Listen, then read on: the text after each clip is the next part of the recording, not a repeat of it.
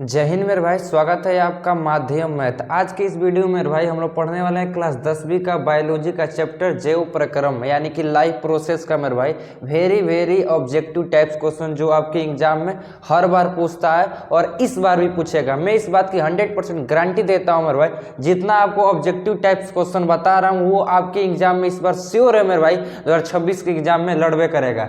सबसे पहला क्वेश्चन मेरे भाई जो कि यूपी बोर्ड 2016 और 2022 में पूछा वाला क्वेश्चन है, कह रहा है कि प्रकाश संश्लेषण में ऑक्सीजन किससे मिलती है। तो मेरे भाई आपको याद होगा कि प्रकाश संश्लेषण की जब प्रक्रिया होता है तो ऑक्सीजन किससे मिलता है, तो वाटर से मिलता है। क्योंकि मेरे भाई जो वाटर का केमिकल फार्मूला होता है यानी कि मेरे भाई जल का जो देखेंगे सूत्र होता है, क्या होता है H2O, या कहा जाए मेरे भाई वाटर कब मिलता है, जब हाइड्रोजन और ऑक्सीजन मिलता है। तो क्वेश्चन क्या कर रहा है, प्रकाश संश्लेषण में ऑक्सीजन किससे मिलता है मेरे भाई, तो कहीं ना कहीं हमको वाटर से मिलता है यानी कि मेरे भाई H2O से मिलता है। क्योंकि H2O और ऑक्सीजन मिलकर ही तो कौन क्या बनाता है, वाटर बनाता है मेरे भाई। दोनों जब मिलता है तो देखा जाए तो जो हम लोग का करेक्ट आंसर होगा मेरे भाई ऑप्शन बी होगा यानी कि H2O वाटर। तो आई होप मेरे भाई ये आपको क्वेश्चन समझ आया होगा। अब बढ़ते हैं मेरे भाई अपने नेक्स्ट स्लाइड पे, नेक्स्ट टाइप्स क्वेश्चन पे। अगला जो प्रश्न है भाई ये भी उत्तर प्रदेश 2014 और 2020 का क्वेश्चन है मेरे भाई। कह रहा है क्वेश्चन कि मानव हृदय में कितने कक्ष होते हैं, यानी कि मेरे भाई मानव हृदय में कितने चेंबर होते हैं। जैसा कि हमको मालूम है मेरे भाई मानव हृदय में कितने चेंबर होते हैं, तो 4 चेंबर होते हैं। यानी कि लेफ्ट आर्ट्रियम, लेफ्ट वेंट्रिकल, उसके बाद से राइट आर्ट्रियम और राइट वेंट्रिकल, ये 4 चेंबर होते हैं। तो आइए ऑप्शन में देखते हैं, उत्तर प्रदेश 2014 और 20 का क्वेश्चन देखिए कैसा पूछा है। इतना ईजी पीजी पूछ रहा है। तो देख रहे हैं ऑप्शन जो सी है वही करेक्ट होगा, क्योंकि हम लोग जानते हैं मानव हृदय में कितने चेंबर होते हैं या कक्ष होते हैं मेरे भाई, 4 होते हैं। अब बढ़ते हैं मेरे भाई अपने नेक्स्ट स्लाइड पे। उत्तर प्रदेश का 2017 का क्वेश्चन मेरे भाई कह रहा है कि फ्लोएम का मुख्य कार्य होता है। देखिए फ्लोएम पहले कहाँ पाया जाता है, तो ये पादप कोशिका में यानी कि प्लांट सेल के अंदर। फ्लोएम के साथ साथ एक इसका भाई भी होता है जिसका नाम होता है जाइलम।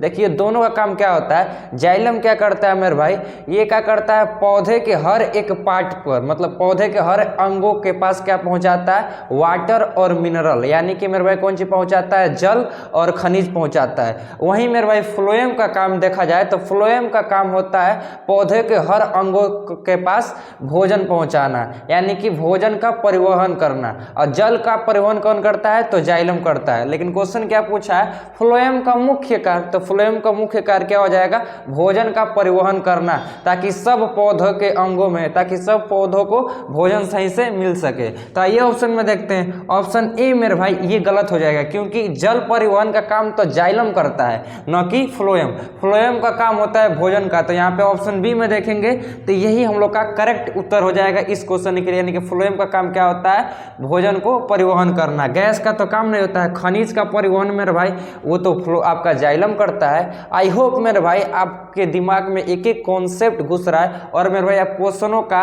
आपके प्रीवियस ईयर क्वेश्चन इन सभी का मेरे भाई सही चयन कर रहा है, तब हम लोग को बहुत मजा आ रहा है। और हम लोग बढ़ते हैं अपने नेक्स्ट स्लाइड पे। क्वेश्चन है मेरे भाई ये भी आपका उत्तर प्रदेश 2019 और 2023 का क्वेश्चन है।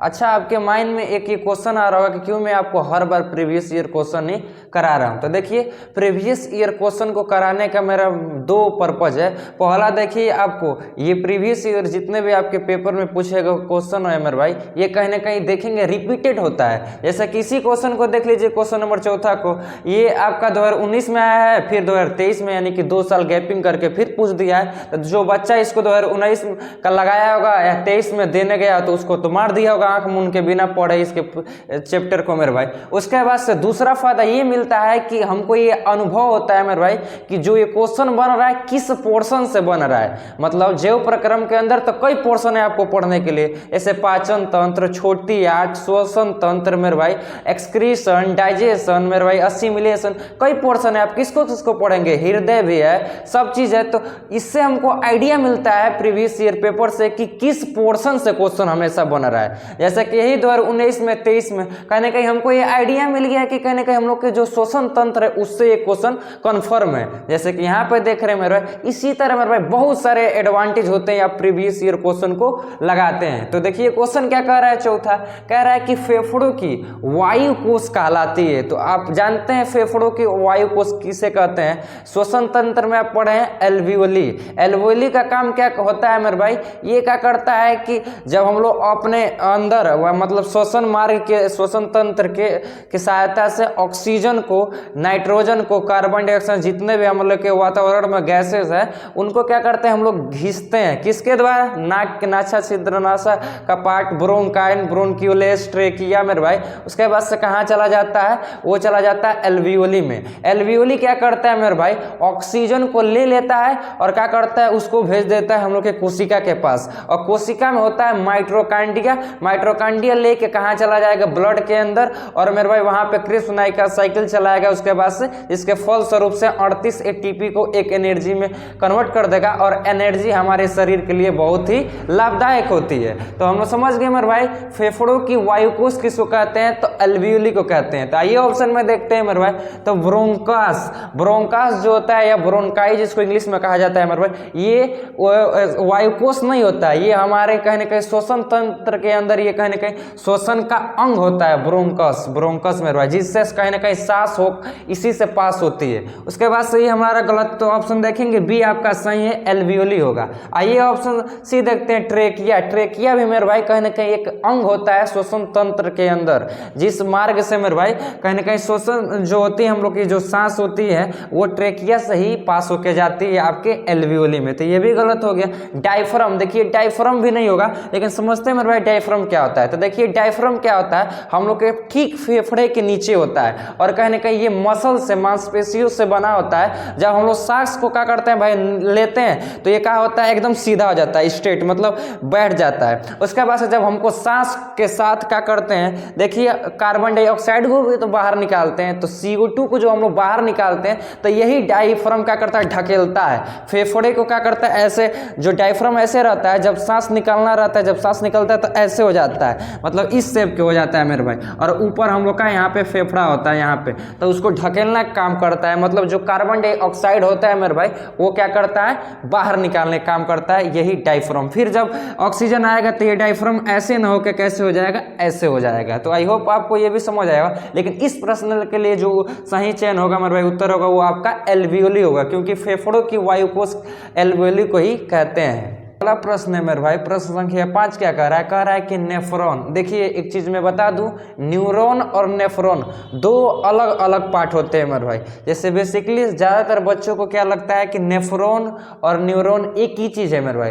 तो जो नेफ्रॉन होते हैं मेरे भाई कहीं ना कहीं ये लीवर का पार्ट होता है, यानी कि गुर्दा का, और जो न्यूरॉन आप सुनते हैं एक ही नाम एक ही जैसा लगता है। तो नेफ्रॉन लीवर का होता है यानी कि गुर्दा का, और जो न्यूरॉन होता है मेरे भाई कहीं ना कहीं वो ब्रेन का पार्ट होता है, जिसमें नर्व से आप पढ़ते हैं। जब ब्रेन के बारे में पढ़ेंगे मस्तिष्क का, तो मस्तिष्क का आपका पार्ट होता है कौन सी मेरे भाई, न्यूरॉन। और नेफ्रॉन किस चीज का पार्ट होता है, ये आपका लीवर का। आगे क्वेश्चन क्या कर रहा है कि नेफ्रॉन किस अंग की संरचना इकाई है, यानी कि जो नेफ्रॉन होता है किस अंग का मेरे भाई बेसिक यूनिट है। हम अभी जान गए मेरे भाई किसका यूनिट है, कहीं ना कहीं लीवर का होगा, यानी कि गुर्दा का। आइए ऑप्शन में देखते हैं, हृदय। हृदय में भाई नेफ्रॉन नाम की चीजें नहीं होता है। हृदय में वेना का, पल्मोनरी वेन्स पाया जाएगा मेरे भाई, RBC, WBC सब ये सब इसी के अंदर ये इससे जुड़ा रहता है। उसके बाद से वो वेंट्रिकल, आर्टरियम ये सब होता है, न कि नेफ्रॉन। तो ऑप्शन ये आपका गलत हो गया। फेफड़ा, फेफड़ा में मेरे भाई श्वसन मार्ग में नेफ्रॉन कहीं भी नहीं करता है, उसमें ब्रोंकाइन, नासा छिद्रनासा का पार्ट, फेरिंग्स मेरे भाई, लैरिंग्स आता है, ट्रेकिया, ब्रोंकियोलेस आता है, एल्वियोली आता है, ये सब नहीं आता है। तो ये भी गलत हो गया मेरे भाई। गुर्दा, यही तो मेरे भाई इसी को इंग्लिश में कहते हैं लीवर। तो ऑप्शन यही सही है, क्योंकि गुर्दा में ही नेफ्रॉन पाया जाता है, कहीं ना कहीं गुर्दा का ही अंग होता है मेरे भाई नेफ्रॉन, जो गुर्दा का एक तरह से कहा जाए बेस होता है। नेफ्रॉन का क्या होता है ये आप कमेंट में बताएंगे। उसके बाद से यकृत तो खबर नहीं करेगा, यकृत ही मेरे भाई, यानी कि ऑप्शन जो सी रहेगा वही करेक्ट होगा। प्रदेश 2018 में पूछे जाने वाला क्वेश्चन है मेरे भाई, प्रकाश संश्लेषण का स्थान है। जैसे कि मैं पूछूं कि आप कहाँ स्थान मतलब कहाँ रहते हो, तो आपका कोई पता होगा तो फला पता बताएंगे। उसी तरह मेरे भाई हमको बताना है कि फोटोसिंथेसिस कहाँ होता है। जैसा कि हम लोग जानते हैं कहीं ना कहीं ये प्लांट में होता है, यानी कि पादप में होता है मेरे भाई, पौधे में होता है। तो पौधे में होता है तो कहाँ होता है, पत्तियों में होता है। तो पत्तियों में भी मेरे भाई कहाँ होता है, तो पत्तियों में होता है आपका क्लोरोप्लास्ट के अंदर। क्लोरोप्लास्ट के अंदर मेरे भाई घुसेंगे तो ये कहीं ना कहीं क्लोरोफिल के अंदर होता है। क्लोरोफिल क्या करता है मेरे भाई, प्रकाश संश्लेषण को, मतलब जो सनलाइट होता है मेरे भाई, प्रकाश संश्लेषण में सनलाइट लाइट को एब्जर्व कर लेता है ताकि मेरे भाई वो क्रिया करके अपने लिए ग्लूकोज बना सके। तो हम जाने मेरे भाई कहाँ होता है ये पौधे के पत्तियों में होता है, पत्तियों के अंदर कहाँ होता है क्लोरोप्लास्ट में। आइए ऑप्शन में देखते हैं माइटोकॉन्ड्रिया, माइटोकॉन्ड्रिया में मेरे भाई कहीं प्रकाश संश्लेषण होकर नहीं करता है, ये तो आपका ह्यूमन में होता है मेरे भाई। तो ऑप्शन ये आपका गलत हो गया मेरे भाई। क्लोरोप्लास्ट देखेंगे यही है क्लोरोप्लास्ट, वो भी मेरे भाई प्रकाश संश्लेषण क्लोरोप्लास्ट के अंदर क्लोरोफिल में होता है, इसी कारण मेरे भाई पत्तियां भी हरी होती है। तो ऑप्शन जो बी होगा आपका सही होगा, क्योंकि जो प्रकाश संश्लेषण का स्थान है वो कहाँ है क्लोरोप्लास्ट के अंदर क्लोरोफिल में मेरे। राइबोसोम ये उखबे नहीं करेगा मेरे भाई, गुणसूत्र जो बनाता है, न्यूक्लिया ये उखबे नहीं करेगा। तो आई होप मेरे भाई आपको क्वेश्चन तो समझ आ रहा है, लेकिन उसके पीछे का क्या कारण है मेरे भाई, क्यों वो हम लोग का ऑप्शन सही हो रहा है, ऐसे क्लोरोप्लास्ट क्यों सही है इस ऑप्शन के लिए, ये भी मेरे भाई कॉन्सेप्ट आपको क्लियर हो रहा है। तो मेरे भाई मुझे खुशी हो रही है। अब बढ़ते हैं मेरे भाई अपने नेक्स्ट स्लाइड पे नेक्स्ट टाइप क्वेश्चन के लिए, जो उत्तर प्रदेश का मेरे भाई सबसे वेरी इंपॉर्टेंट क्वेश्चन है, जो 2016 में और 21 में पूछा गया है। कह रहा है कि मानव के रक्त में ऑक्सीजन का वाहक होता है, मतलब मानव रक्त में ऑक्सीजन का वाहक होता है, यानी कि ऑक्सीजन का कौन परिवहन करता है मानव के शरीर में मेरे भाई। तो ऑक्सीजन का परिवहन कौन करता है, WBC नहीं मेरे भाई, WBC ऑक्सीजन का परिवहन नहीं करता है। ऑक्सीजन का परिवहन करता है मेरे भाई आपका RBC, यानी कि रेड ब्लड सेल जिसका पूरा नाम होता है। और इसका जीवन काल कितना होता है, तो इसका जीवन काल होता है 120 दिन का। तो ऑप्शन जो बी होगा मेरे भाई यही सही होगा। RBC का जीवन काल कितना होता है मेरे भाई, इसका होता है 3 से 5 दिन मेरे भाई। तो ऑप्शन ये हम लोग का गलत होगा, क्योंकि मानव के रक्त में जो ऑक्सीजन का परिवहन या कहा जाए वाहक होता है मेरे भाई, वो आपका RBC होता है। RBC के अंदर पाया जाता है मेरे भाई हीमोग्लोबिन, और हीमोग्लोबिन ही तो मेरे भाई हम लोग के ब्लड में सब मतलब बॉडी के पास ऊर्जा पहुंचाता है। तो कहीं ना कहीं मेरे भाई जो ऑक्सीजन का जो वाहक होता है वो क्या होता है आपका RBC में पाया जाता है हीमोग्लोबिन। और सेल के अंदर मेरे भाई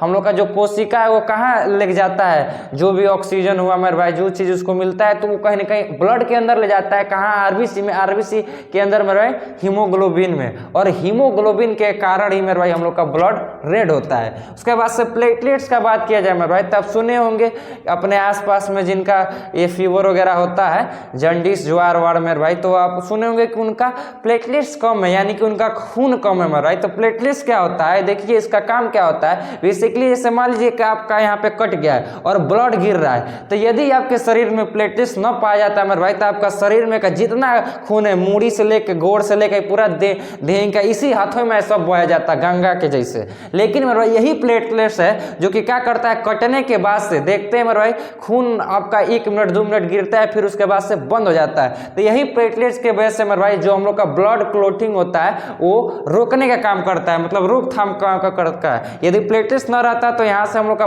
कटता ना तो पूरा शरीर का ब्लड खत्म, पूरा जो ना आधा किलो 1 लीटर जो आपका खून है सब खत्म हो जाता है। तो इसी को मेरे भाई ये रोकता है, इसके पास वो क्षमता होता है जब भी आपका टूटता फूटता है ब्लड गिरेगा, लेकिन मेरे भाई इतना पूरा न बहवा देता है, ये मतलब रोक देता है कुछ समय के बाद से। तो यही प्लेटलेट्स के वजह से। उसके बाद से प्लाज्मा का बात किया जाए मेरे भाई, तो ये कहीं ना कहीं हम लोग पढ़े थे कोशिका के अंदर क्लास 9वीं के अंदर। प्लाज्मा ये बोर्ड एनिमल में भी पाया जाता है और पादप में भी पाया जाता है। इसका काम क्या होता है मेरे भाई, ऑक्सीजन का कार्बन डाइऑक्साइड का गैसियस का एक्सचेंज करना। ये आउटर कवरिंग होता है, मतलब आउटर लेयर होता है मेरे भाई कोशिका का, बाहरी परत होता है झिल्ली होती है। तो ये दोनों हमसे प्रश्न पूछवे नहीं किया, हमसे पूछा है कि मानव रक्त में ऑक्सीजन का वाहक या परिवहन कौन सी होता है, तो RBC होता है। उत्तर प्रदेश 2016 और 21 का क्वेश्चन है मेरे भाई। अब बढ़ते हैं अपने नेक्स्ट स्लाइड पर, देखते हैं नेक्स्ट टाइप क्वेश्चन को। अगला प्रश्न है मेरे भाई, ये 2015 और 2020 उत्तर प्रदेश का क्वेश्चन है। ये भी कहीं ना कहीं बहुत मोस्ट इंपॉर्टेंट क्वेश्चन है, यानी कि वेरी इंपॉर्टेंट क्वेश्चन है मेरे भाई।